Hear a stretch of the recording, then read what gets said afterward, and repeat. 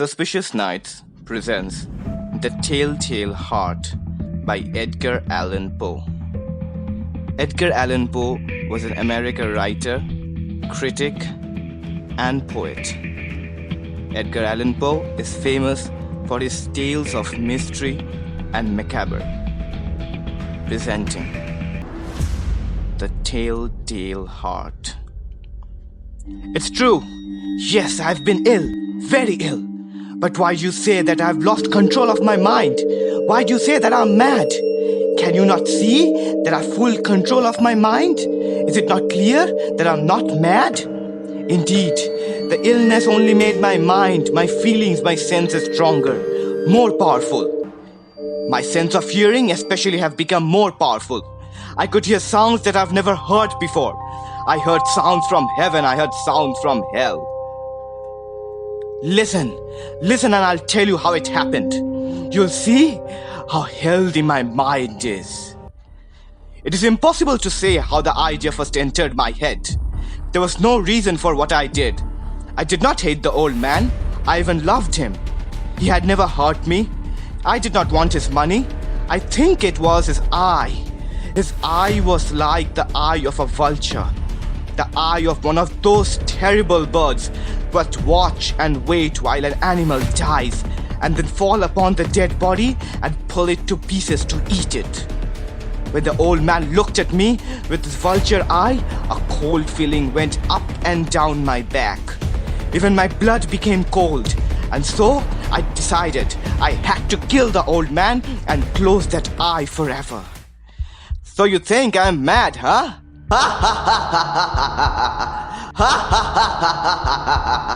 A madman cannot plan.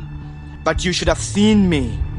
During all of that week, I was as friendly to the old man as I could be, and warm and loving. Every night, about 12 o'clock, I slowly opened the door. And when the door was opened wide enough, I put my hand in, and then my head.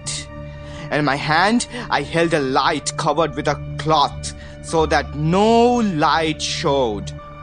And I stood there quietly. Then carefully I lifted the cloth just a little so that a single thin small light fell across that eye. For 7 nights I did this. 7 long nights, every night at midnight. Always the eye was closed, so it was impossible for me to do the work. For it was not the old man I felt I had to kill. It was the eye, his evil eye. And every morning I went to his room with a warm, friendly voice. I asked him how he had slept. He could not guess that every night, just at 12, I looked in at him as he slept. The 8th night, I was more than usually careful. As I opened the door, the hands of a clock moved more quickly than my hand. Never before had I felt so strongly my own power. I was now sure of success. The old man was lying there, not dreaming that I was at his door. Suddenly, he moved in his bed. You may think that I've become afraid, but no. The darkness in his room was thick and black. I knew he could not see the opening of the door. I continued to push the door, slowly, softly. I put in my hand with covered light. Suddenly, the old man sat up straight in the bed and cried, "Who's there?" I stood quite still. For an hour, I did not move. Nor did I hear him again lie down in his bed. He just sat there, listening. Then I heard a sound, a low cry of fear, which escaped the old man. Now I knew that he was sitting up in his bed, filling with fear. I knew that he knew that I was there. He did not see me there. He could not hear me there. He felt me there. Now he knew that death was standing there. Slowly, little by little, I lifted the cloth. until a small light escaped from under it to fall upon that vulture eye. It was open, wide open, and my anger increased as it looked straight at me. I could not see the old man's face, only that eye, that hard blue eye, and the blood in my body became like ice. Have I not told you that my hearing had become unusually strong? Now I could hear a quick, low, soft sound, like the sound of a clock heard through a wall. It was the beating of the old man's heart. I tried to stand quietly, but the sound grew louder. The old man's fear must have been great indeed. And as the sound grew louder, my anger became greater and more painful. But it was more than anger. In the quiet night, the dark silence of the bedroom, my anger became fear. For the heart was beating so loudly that I was sure someone must hear. The time had come. I rushed into his room crying, "Die, die!" The old man gave a loud cry of fear as I fell upon him and held the bed covers tightly over his head. Still his heart was beating, but I smiled as I felt that success was near.